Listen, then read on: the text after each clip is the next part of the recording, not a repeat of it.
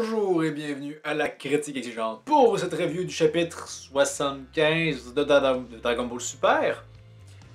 La baston continue entre Vegeta et Granola. Et d'ailleurs, la dernière fois on s'est quitté sur cette nouvelle transformation qui était probablement pas très nécessaire. Et finalement, qu'est-ce qu'il y en est?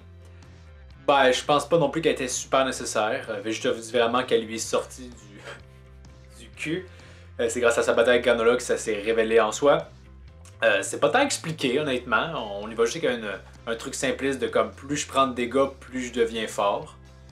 Le seul enjeu, c'est qu'à travers tout ce chapitre-là, ça paraît pas tant que ça, honnêtement. On dirait que Vegeta prend des coups et il se dit ah oui, je deviens plus fort, mais t'as jamais l'impression qu'il devient plus fort. Parce qu'un des problèmes, c'est que bon, les coups, on revient un peu à un problème de Taro, c'est que parfois les coups ont l'air impactants dans ce chapitre-là. À peu près tous les coups n'ont pas l'air impactants. Granola semble pas prendre de dégâts tant que ça. Est-ce que c'est dû à son souhait? Mais je vois pas en quoi son souhait lui confère une endurance à ce point-là incroyable. Donc, je pense qu'on a une transformation un peu dysfonctionnelle. Peut-être qu'elle a un nom officiel, je m'en fous. Même si bon, Vegeta appelle ça l'Ultra Ego. Je veux dire, encore une fois, le problème c'est que compare cette transformation-là à l'Ultra Instinct et si l'Ultra Instinct est censé faire ce que ça fait, ça gagne. Parce que ça va attaquer Vegeta, Vegeta va essayer d'attaquer, l'Ultra Instinct lui permet d'esquiver tout, c'est ça l'idée. Et il gagne à la longue parce que Vegeta, comme dans ce chapitre-là, éventuellement subit trop de dégâts, il n'est pas invulnérable non plus. Fait que, je sais pas, c'est comme dire, ah, on invente une transformation Vegeta pour qu'il soit dans la course, mais il ne l'est pas, à moins que votre Ultra Instinct n'est pas ce que c'est censé être, et c'est souvent le cas malheureusement. Par contre, j'ai bien aimé dans ce chapitre-là, on poursuit un petit peu le dialogue. C'est-à-dire Vegeta qui révèle que les Saiyans se sont aussi fait buter par Freezer. Mais bon, Granola demeure toujours un peu trop con. Mais bon, je sens qu'il y a peut-être une évolution pour ça. Probablement là, quand les Hitters vont révéler qu'ils ont trahi, etc. Et d'ailleurs, on peut en parler rapidement des Hitters. Honnêtement, à la fin, ils nous disent « Ah oui, je vais avoir les Dragon Ball! » On se doutait fort bien que ça allait être ça. Donc je pense qu'on aurait juste pu pas montrer ça et couper vers eux qui ont réussi à le faire, surtout qu'on sait qu'ils en ont juste deux, puis qu'ils sont allés voir le gars qui donne toutes les réponses. C'est clair net, ils vont les trouver les Dragon Ball. Donc la question est quel est le vœu qu'ils vont faire avec? Immortalité, ou juste demander à ce que Gaz, c'est tout ça, devienne lui aussi ultra balèze, le véritablement plus fort de l'univers à ce moment-là. Donc à voir, mais vraiment c'était pas super essentiel de montrer ça. Parce qu'autrement c'est vraiment un chapitre, le rythme est lent, honnêtement. Ce combat-là, encore une fois, Granola se prend des coups, mais ça semble pas vraiment l'affecter plus que nécessaire. On a Goku qui se soigne pendant ce temps-là. On dirait carrément que on se dit qu'il faut que le combat soit long pour que Goku parvienne à s'auto-soigner assez rapidement, ce qui est un peu stupide en soi. Mais vraiment, je veux dire, cette transformation-là, il n'y avait pas de hype, du moins pas de mon côté. Et finalement, ben, pouf, parce que Vegeta ne va pas rafler la victoire. J'aurais vraiment préféré un scénario où il a le dessus, il va gagner, et là les Hitters débarquent, comme pour mettre Vegeta en valeur un peu pour vrai. Mais on dirait que non. Et à la place, on a la consécration de Granola en tant que Uchiwa. Hein? Son autre œil devient spécial, il a révélé son autre Sharingan. Qu'est-ce que ça change en tant que tel? Je veux dire, il tire deux rayons laser, et avec son œil, ça change tout. Quoi? Est-ce que là, il a vraiment encore plus vu le point faible de la technique qui lui a été lancée dessus? Et d'ailleurs, soulignons, hein, Vegeta qui fait comme faut que j'en finisse, grosse boule d'énergie. Ça faisait très méchant de Dragon Ball en normal, encore plus méchant d'OAV.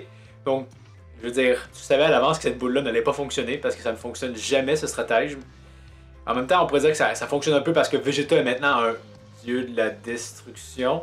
Et donc, ça irait bien en ce sens-là. Mais n'empêche que l'idée de comme faut que tu prennes la boule sinon la planète explose, qu'est-ce que tu vas faire?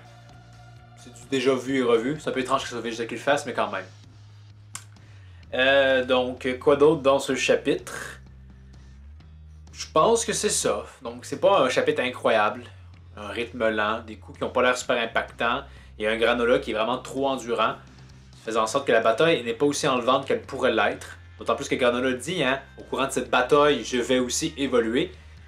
Idée intéressante, bien que, bon, des limites à évoluer en même temps au cours d'une même bataille. C'est avec les stratégies qu'on peut développer la meilleure connaissance de l'adversaire. C'est pas tant sa puissance qui peut augmenter. D'autant plus que, bien que le rythme soit lent, c'est quand même probablement les 10 dernières pages qui se développe, mais qui semble pas tellement bavé. Donc, vous savez, j'aime pas beaucoup ces batailles qui sont trop complètement avantage sur l'autre. Donc ici, c'est pas assez serré, à mon avis. Donc, à voir au prochain chapitre. Donc, est-ce que ça se conclut par une victoire rapide de Granola, ou peut-être que les deux vont finalement s'allier, Goku va être guéri. Aussi, il y a tout l'aspect avec O'Mill que finalement Granola s'en débarrasse, disant j'ai plus besoin de toi, je suis le plus fort au monde. Alors qu'on se souvient que, je pense, ces derniers chapitres, il avait quand même demandé assistance à O'Mill. Est-ce par réflexe de ce qu'il faisait dans le passé? Et maintenant, O'Mill est parti avec le vaisseau. Donc, est-ce qu'on va finalement développer son intrigue à lui? C'est à peu près temps, je trouve. Donc, quand même, tout n'est pas acheté dans ce chapitre-là, mais transformation en pétard mouillé, oui, absolument, on coche cette case-là. C'était vraiment pas super nécessaire, et encore une fois, fondamentalement, ça ne marche pas. C'est censé être plus faible que l'Ultra Instinct. L'Ultra Instinct plus fort que l'Ultra Ego. Donc, ça conclurait mon avis sur ce chapitre. Vous, qu'en avez-vous pensé? Qu'est-ce que vous pensez de la nouvelle transformation? Donc, faites-moi part de tout ça dans les commentaires. Pour la prochaine critique exigeante.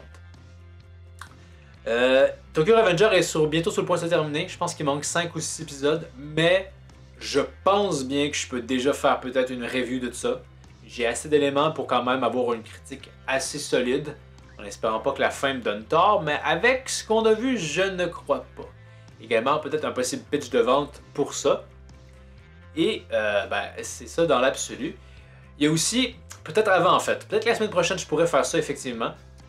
On avait suggéré dans les commentaires de faire une vidéo sur Bleach quant à est-ce que ça aurait pu se terminer avec Aizen, et c'est d'actualité puisque Taikyubo a ressorti ce qui n'est pas tout à fait un one-shot pour les 10 ou les 15 ans de Bleach. Donc c'est d'actualité et je pense que c'est ce dont je vais parler. Donc c'est à voir la semaine prochaine. Donc merci d'avoir regardé, n'hésitez donc pas à aimer la vidéo, commenter, partager, vous abonner, regarder d'autres vidéos et je vous dis à la prochaine. Critique exigeante. Tu n'aurais pas dû me sous-estimer. Cette erreur a signé ton arrêt de mort. Cette planète est condamnée. Et toi avec.